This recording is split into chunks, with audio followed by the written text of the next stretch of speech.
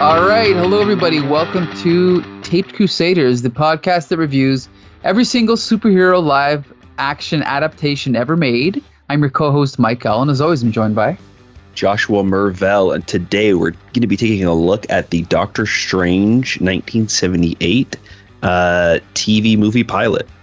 That's right. And we are joined by a very special guest, Paul Zettel. Thanks for joining us, Paul. Well, thanks for having me. It's a pleasure. Absolutely. Now, before we jump into this, we cannot continue this conversation. Right now, it's Wednesday, June 14th, without acknowledging the death of Marvel Comics legend John Romita Sr. Paul, I don't know if you knew about that, but John Romita Sr. died today. Well, yeah. Are you a fan of John Romita Sr.? Not as much as you are. Okay. I've just seen the Romita's name, Senior and Junior, popping around, but I never looked into them. I never followed them specifically. Either of them. Okay, well let's put it this way: if you had any Spider-Man merchandise made before 1990, he drew it. Like all the famous images of Spider-Man running, hanging upside down on a wall, all the lunchboxes, all the posters. That's all John Romita Spider-Man Sr. More, like all the classic, so he images. Started drawing Yeah, he started drawing Amazing Spider-Man with issue 39, right after Steve Ditko left. And he kind of was around for a few years. Then he would leave and come back as inker. He was inking it up until about the death of Gwen Stacy, around that time. And then he kind of stayed on as Marvel's art director for about 15, 20 years. So he was a mainstay of the company. But anyway, he was the last remaining guy from the Marvel bullpen from the 60s, because a few years ago, Steve Ditko and Stan Lee both died the same year. Obviously, Jack Kirby died in 94. John Buscema passed away in, I don't know when, maybe 2000. So Don Heck died years ago. So yeah, so John Romita Sr. is definitely the last one. And yeah, he was absolutely one of my favorites. Josh, you're also a fan?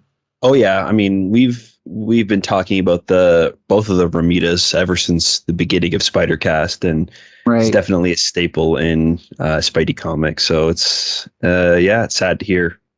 Right. Now he was known more as, he started out as a romance artist, and then his work on Spider-Man is, it's beautiful. It's almost like superhuman how perfect it is. The artist that he followed was the co-creator of Spider-Man, Steve Ditko, who also created Doctor Strange. He created Doctor Strange actually from scratch. He didn't have any help with Stan Lee, other than once the the first issue was plotted and given to Stan Lee. Stan Lee gave him the name Doctor Strange, and he also came up with these spells like, I can't even think Hoary Hosts of Hoggoth. Right, all that famous stuff. Yeah. But the actual plot and the character was all Steve Ditko. So we are here today to adapt the third of 4 1970s Marvel TV adaptations. We've already done Spider-Man, Hulk. We're going to be doing Captain America soon. But this is Doctor Strange. This one was clearly the least successful, because at least Captain America got 2 movies. Doctor Strange only got 1. Right. Now, I'm actually surprised growing up. I never really heard much about this special or this movie. Paul, did you know much about this movie before we asked you to review it? Oh, I mean, I saw it. I can't remember when I saw it. I would guess sometime in the 80s. It was probably after the Hulk and Thor, after the both Captain Americas. Okay. But I did see it on TV, I believe. Wow. So it must have been a rerun at some point. And nice. Okay. Josh, are you familiar with this movie? No. To be honest, I had no idea this was even a thing. I mean, I was familiar with most of the other CBS superhero live action shows and movie adaptations, even the Captain America ones, but I've never heard of this one. Never seen, honestly, anything about it before. Not today, but before. Yeah, this week, sure. Yeah. Interesting. Okay, so our special guest Paul is going to give us the rundown on the plot for this episode, and bear with us because we all watched it and it kind of went in one ear and went out the other. But we're going to do our best. So, Paul, give us the rundown. What was the basic plot of this episode? Okay. Let's see. So it starts off with a little that information, the scroll that says something along the lines of, for thousands of years, there's been a battle between good and evil, and it says there's out in the outer realms of the universe or something. There's a threshold between the known and the unknown, and then it goes on to describe in the unknown part, there's a battle for good and evil. So we somehow know that in the unknown part, and so it's been raging on, and every once in a while there needs to be a champion, and then it scrolls out, I think, the name Doctor Strange, and there's the title screen. And then I believe, then we start off in some sort of other plane or dimension where there's the big bad guy, and he summons Morgan Le Fay, a well-known evil magic user from the Marvel Universe. And he basically implies that the Ancient One had banished her 500 years ago, and now's her chance to win back his favor and to get some revenge. And she's all for it. So she says, "Yeah, I'll go back to Earth and do some damage." And he says, "Okay, well, he knows, he's read the signs and portents, and he's aware of you." And then we go over to his Sanctum Sanctorum, and we see the sign of the Vishanti, and then I think we were following Wong into the building, and he goes up and he's asking. They refer to him as Master, not the Ancient One. So forgive me if I go back and forth. Right. So he calls him Master, and he's like, what's going on? He's like, "Oh, now's the time, Wong. This is what we've been preparing for." And he's pretty vague. And but he says, "Do you know when she's coming?" And he shows her a book, and he points out, and Wong for some reason can't speak the Latin, and these giant letters that's written there, and points out, and he's like, "Oh, who's that?" And he's like, "Oh, she's known as the Enchantress," which I thought was weird because the Enchantress is a completely different Marvel character. Sure. And they said, and it's Morgan Le Fay, and I fought her before or whatever. And he's like, "Do you know when she's coming?" He's like, "Yeah, I think he says like tomorrow at dawn." And he's like, "Well, do you want me to be there?" He's like, "No, it's okay. I got a plan. You gotta, use your enemy's strength against them." And I never really picked up on how he did that.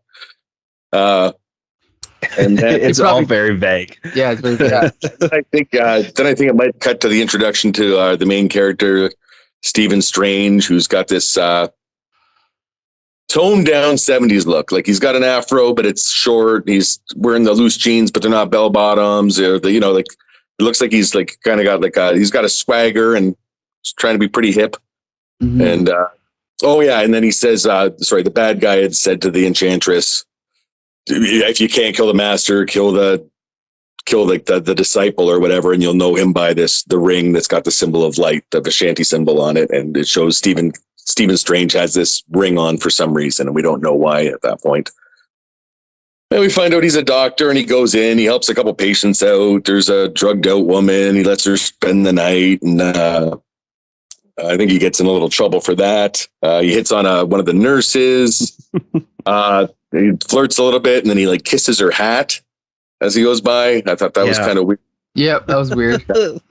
And then so strange. I wonder if that was some sort of censorship thing. They're like, no, you can't just kiss her on the hat or something. Yeah, because that's natural, buddy. And that's what he went for. Yeah. And I think that's about it for about that. And then I think it basically goes to it's basically the main fight scene in the movie, as far as I'm concerned.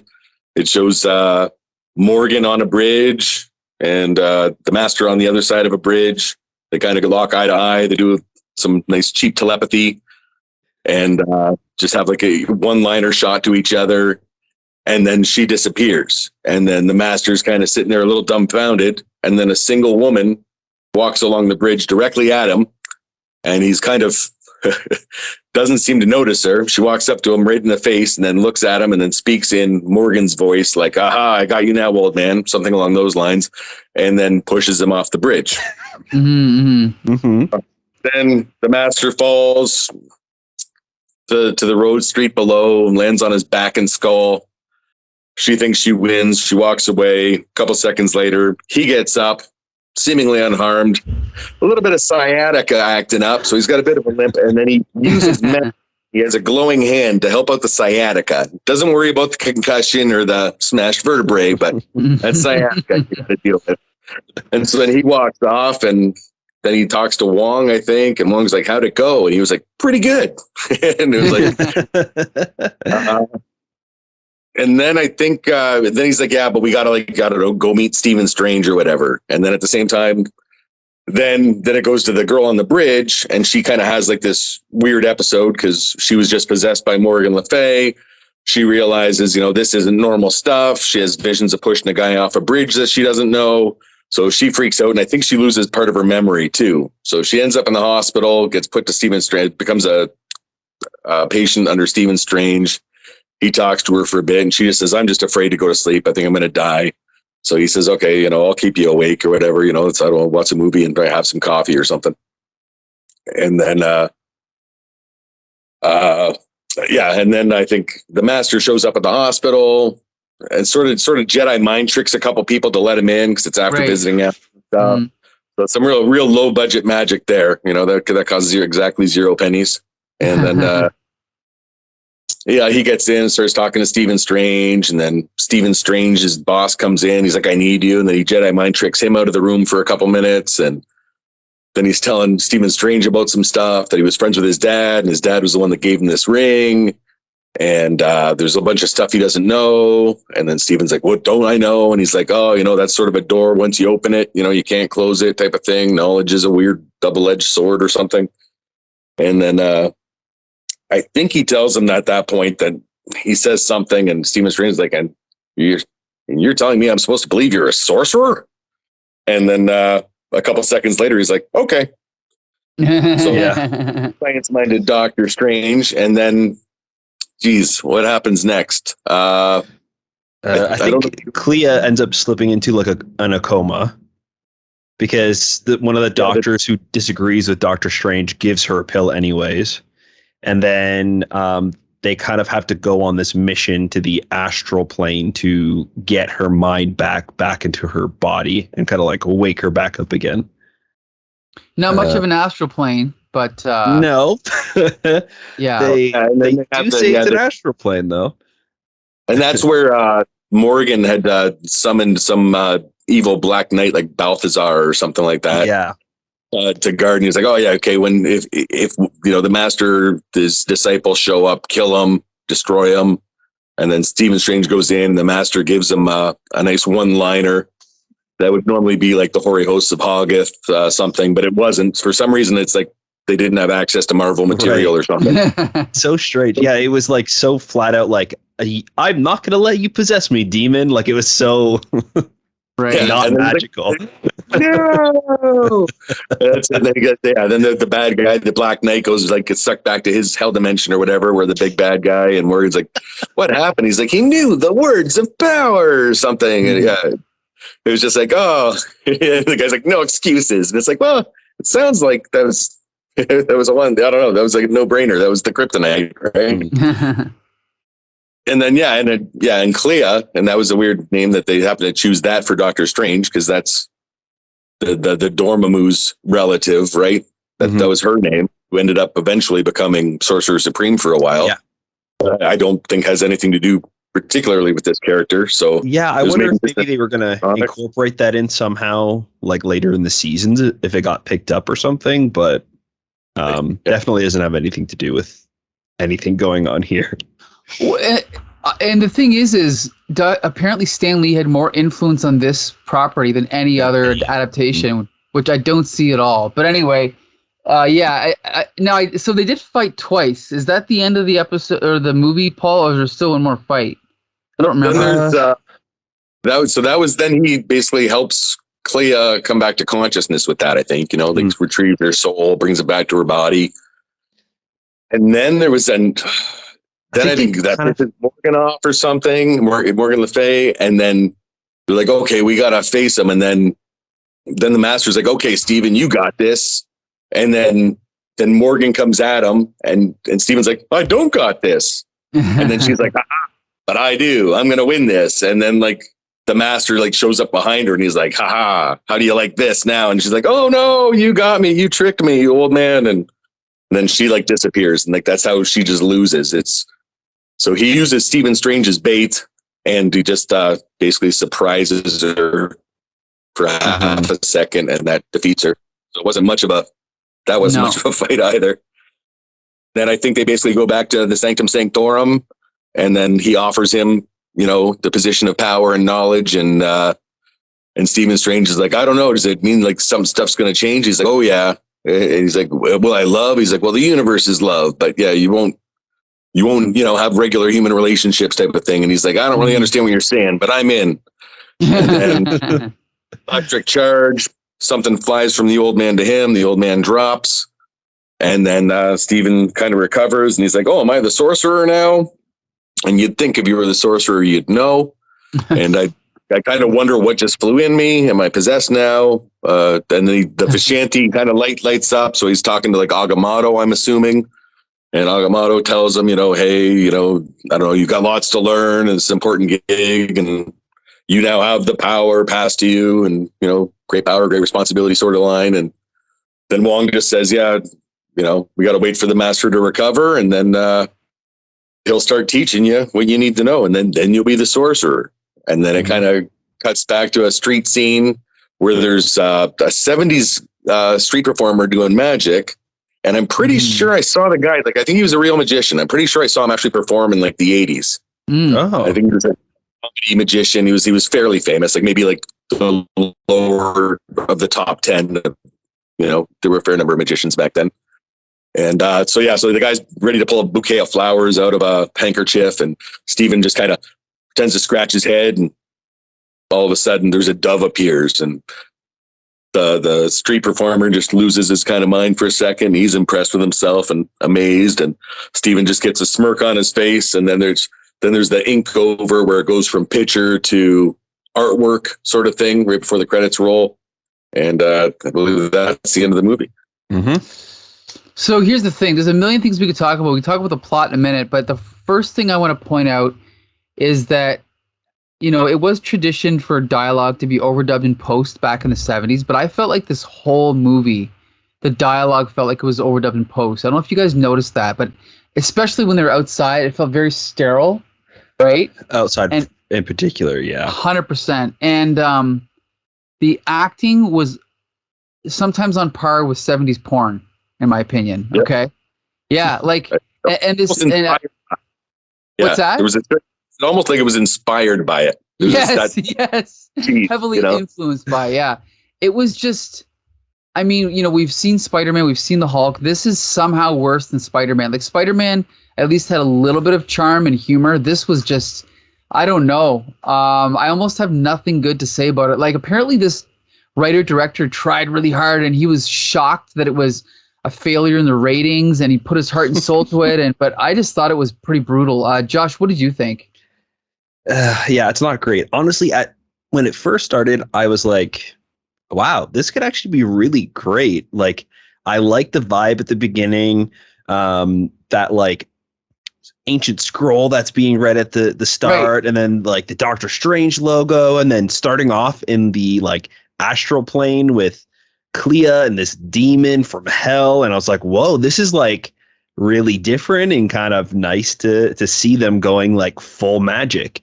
And then immediately they were like, just kidding, it's set in New York again and nothing's going to happen.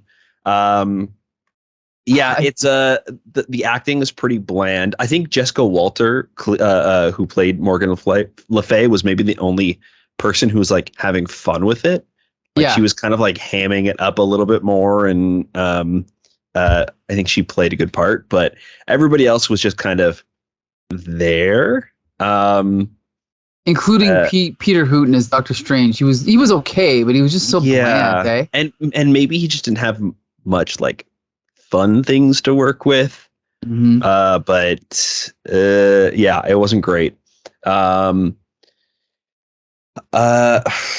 It also was a little bit convoluted at times. Like, kind of going back and forth between like what Clea is doing and how her involvement is like important or not important to the story. And then even like Morgan Le Fay, like I wish they would have maybe made it a little bit more clear that, or gave a reason to why she fell in love with Doctor Strange immediately. Because she just like saw him and was like, oh, I'm in love with him, I'm not going to kill him. And then was like trying to seduce him to turn him over to like the dark side type of thing. And it was just like, I don't know. It didn't really work. Didn't really make sense. Half of the stuff that was kind of like being told to us. The thing is too, is, you know, as I was watching this, I was thinking, okay, this is 77. It's after The Exorcist. So a lot of horror was influenced by that. And they could have made something with a low budget. It's like, you know, Paul said about the cheap Jedi mind tricks. Okay, that's zero budget. I'm not saying they'd all have to be like that, but they could have done so much with just voices and, you know, possession or something, or good music. But, you know, if you're just going to have like a voice be the voice of Agamotto or whatever that, or the demon, that's fine. But then don't show this cheap blue screen astral plane. Like, you know, it's kind of like you either go low tech or you don't. So it's like they had no money, but they're trying to go, let's have some blue screen and some special effects. But to me, they should have just avoided that altogether. You know what I mean? Right. I don't know. And Doctor Strange's character was all wrong, I thought. I don't know. And they didn't have the Ancient One. So now you lose all that Eastern mysticism, right? And, you know, speaking, you know, we just talked about John Romita Sr. To me, you know, reading those early Steve Ditko issues, you know, they take a long time to read because they're so dense. But I mean, look at that art, the beautiful art by Ditko, like, you know, almost like film noirish, like New York City streets with rain and all that. But this movie had zero atmosphere, right? Like zero artistic cinematography. It was just bright, flat lighting, daylight everywhere, right? Like, and again, you don't have to have a big budget. Just get a little bit creative with your lighting and your framing or whatever. But I just didn't see any of that. Like, no creativity. And part of the director. Like very sterile, right? Like, I mean, it's weird that like it may have been that the hospital was the least sterile environment. Yeah. You're right. Yeah, that's true. But yeah, definitely like flat lighting everywhere. Like whether they're outside, inside, it was just brutal. And again, I'm surprised that Stan Lee had any involvement in this, because maybe it just shows that even he didn't really get the character. Maybe it was all Ditko, but I didn't see any creativity in this. Like, again, we talked about Spider-Man before, and that was a pretty bad adaptation, but at least they were having a little bit of fun with, you know, J. Jonah Jameson and Peter Parker being a little bit dorky. With the Hulk, they got into the tragedy of his backstory, but with this, there's almost nothing. There's no fun. There's no horror. There's no suspense. It's just kind of like 15th rate cliches, you know? Yeah, there was nothing about any character. I thought it was interesting because they almost split the screen time between the entire ensemble, but there was zero character growth and zero backstory for anyone. We just know that the Master is old and that he met Morgan before. Right. Like, and that's the thing. It's like, oh, go ahead, Josh. No, I was gonna say even with like, it also felt like they had just way too many characters going on. Like, they had Morgan introduced, which is like the main villain, who's working for a different demon, who also hires another demon to take care of Doctor Strange because she didn't want to. And then we have Clea, who is constantly showing up but doesn't really have a part in it. We have the Ancient One, and we have Wong, who is just kind of there because he's in the comics. Like, he doesn't have a part to play at all in this. No. Thankfully, he's not a racist stereotype in this. I was the second I saw him, I was like, oh no, please. And then he didn't have like a stereotypical like awful accent and didn't like fall into that. I was like, okay, at least they didn't fall into that trap. But yeah, he was again just kind of like another character that was just there. Did we need the conflicts at work with like the other doctors? Yeah, like, there's pointless. throw all that out. Right. Much kind of like floating here. And maybe it's because they didn't have a budget to tell the story that they wanted to. So they had to add all of this extra stuff in to kind of fluff up the time. But well, I'm wondering, because I didn't know until you mentioned it, Josh, that this was a pilot. I thought it was just a made-for-TV movie, like the Spider-Man or whatever. So if that's the case, then the whole thing, because at the end of the movie, you also see Morgan Le Fay's on TV, so she's back on Earth. So her having lusting after Steven, that could have been a recurring thing. Steven's apparent connection with Clea, and now you got like a love triangle, a hate jealousy thing. You know what I mean? So and you introduce Wong and these others. So it may have just been setups for a whole season, and maybe that's what the writer director kind of like poured his heart and soul into. You know what I mean? Maybe that's why he was so surprised. Like, right? Thought, I don't know. That's my guess. I don't know. Yeah, and I think it would be fine if the like major story made sense and had like a through line, right? Because this, like, even like an episode of TV has got to make sense in the episode, right? You can't just have like certain things just happen because we're going to get to them 5 episodes later. They've got to have some sort of like through line. So if they introduce Wong and then he doesn't show up again, that's fine. Or like a doctor, and then like they're kind of like showing you these things that are to come, but then like that's just taking away from the main story of like what's supposed to be happening. Then I think that's when it's a problem. Right. Like show a couple doctors, verify it's a hospital. Show Wong do work and studying on his own in the Sanctum Sanctorum, so you're not surprised that he's there later on. Or absolutely. The other thing we didn't mention is Doctor Strange's outfit is actually not terrible. It's a decent adaptation of the one of the comics. But then the weird thing happens at the end when he becomes whatever, the Sorcerer or the Sorcerer Supreme. Yeah. He gets this weird purple. Is it purple and yellow costume with this weird star on it? Like, what the hell was that, eh? It was just completely pointless. That came out of nowhere. I don't know. I know that for a while in the comics they tried to give Doctor Strange a more traditional costume, but that it didn't really last. You remember the one with the blue mask? Remember that, Paul? Oh, geez. Oh, yeah. Yeah. I remember that. It just didn't last long. I don't know. Like this again, like you're kind of thinking it's the 1970s. They're trying to do characters that will be fairly low budget. Like obviously we never got an Iron Man because they couldn't do that. We didn't get a Thor, right?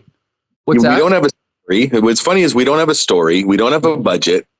You're introducing characters and you're not even using them or like how they were originally intended. So, and what you have is a magic user not using magic. And so what they really could have did was just made a Dr. Druid show, because he's the more the telepath, dream walking kind of guy. Right. The exact same story, no budget. And if that worked, you can use that to do a spinoff with Doctor Strange, get more budget and do it right. Mm-hmm. You know? Sure. Mind you, I guess they weren't thinking like the Marvel Universe 22 movies in type of. No, they were just like, let's make some money off the big names, anything we can, right?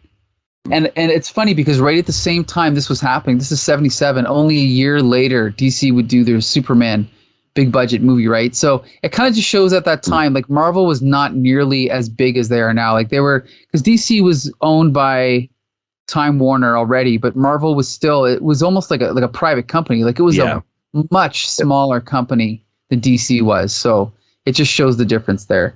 And it would be shortly after all of these TV shows kind of failed that they started selling off all the rights to their characters to different companies, right? Like the late 80s? No, 20 years later. It was another 20 years. Oh, it was in the 90s? Yeah, it was after they went bankrupt. They were so desperate for cash. They just went, okay, well, Columbia Pictures, you can have Submariner, you can have My mistake. Hulk. For some reason, I thought it was like mid-late 80s. No, it was after the bankruptcy, yeah. Gotcha, okay. Yeah, that was interesting too because there was one famous incident where they offered all of their characters to Sony for $20 million. And Sony said, we'll give you $10 million for Spider-Man. No one cares about anyone else. And so that's how Sony got Spider-Man, yeah. But anyway, so I guess the question is, I mean, usually we ask if everyone's going to watch more episodes, but there's no more episodes to watch. But so then we can only ask, will you recommend this? Paul Zetta, will you recommend this to anyone to watch? I'd have to say no. I barely got through it, and I'm a fan, you know? Yeah. I mean, yeah, I split this into 3 parts, and each time I sat down to watch it, it got tougher and tougher. Like, I'd have to say the best part of it for me was the painting in the master's chamber. And it kind of looked like William Blake painted like a Chinese New Year or something. Okay. That was the best part of the movie. Yeah. Josh, would you recommend this to anyone? No, I don't think I would. I also don't even think it's like so bad that you can find like humor in it when watching it with friends. I feel like it's just so dry that it's, I don't know, not even a little bit fun. I agree. I told my friend it's so bad it's bad. Yeah, it's just boring, right? Mm-hmm. But now here's the thing. There is a little glimmer of hope for Doctor Strange fans because there is technically sort of another adaptation of Doctor Strange, isn't there, Paul? Really? Yeah, they did another knockoff. I think what was it, a while later. I think it was like 92, right? Where they did Dr. Mordred. Dr. Mordred, that's right. Yeah. And basically, I believe it was intended to be a Doctor Strange movie, but they lost the rights, so they just said, "Fuck it, we'll just make the movie anyway, and we'll just change the name." So I had no idea. So that is coming up in chronological terms around 92-ish. So we'll get to that eventually. Paul, if you're interested in joining us for that one, we can have you back on again. Yeah, I like that actor. He's I forget his name, Jeffrey Combs or whatever. He was the Reanimator guy. Okay, I didn't even know that. That I can do a rewatch of that. Sure. Okay, sounds good. All right. Well, there you go. There was definitely a shorter episode than average for Taped Crusaders, but there's only so much you can say about this movie. We did watch it on Daily Motion, so it's easy to find. But there is a reason that we didn't really hear much about this for the past 40 years because it's just not a great movie. So yeah. You would think that like even if it had some sort of charm, it would have been brought up when the Doctor Strange movie, like the 2018 one, 2017, whenever it was. But no, like even with Captain America, when that was resurfacing, the TV movie pilot for Captain America definitely was brought back up, and people talked about it and kind of like goofed on it because it's really bad, but it's charming how bad it is. Yes, it's fun to watch. Get that right. Where this one's just so nothing that I really don't think it's a stretch to say that this podcast is definitely better than the movie. Ooh, there you go. That's an honor. Thank you. That should tell you how bad it is. Well, anyway, we want to thank you for joining us, Paul. We'll definitely have you on again when we do Dr. Mordred or Morbrid or whatever, however you pronounce it. And then maybe we'll keep you posted on other episodes we're doing. Maybe we can have you on again and do something else. Great. Thanks a lot. Good to see you, Mike and Josh. Yeah, absolutely. And then be sure to join us on the next episode of Taped Crusaders because we are going to do a landmark film, which we've already talked about today, and that's Richard Donner's Superman movie, the first big budget superhero film. So be sure to join us for that. And if everything goes according to schedule, we'll be joined by a special guest, Jordan Krug. So yeah, there you go. And then the next episode of Slam is going to be The Spectre with special guest Paul Carbonaro. So be sure to join us for that. And we'll also be doing the upcoming movies like The Flash, possibly Transformers, and maybe Indiana Jones. So we'll see you soon. And Josh, you can take it from here. Yeah, thank you guys so much for listening to the podcast. You can find all of our stuff over on our website at thecomicbooksyndicate.com. You can also find us on YouTube or on Facebook at The Comic Book Syndicate. Please leave us a review or a comment. Let us know what you guys think about the things that we're talking about, the movies, the shows, the books. Let's keep that comics conversation going and let us know what you guys think. That's right. So until the next time, see you later.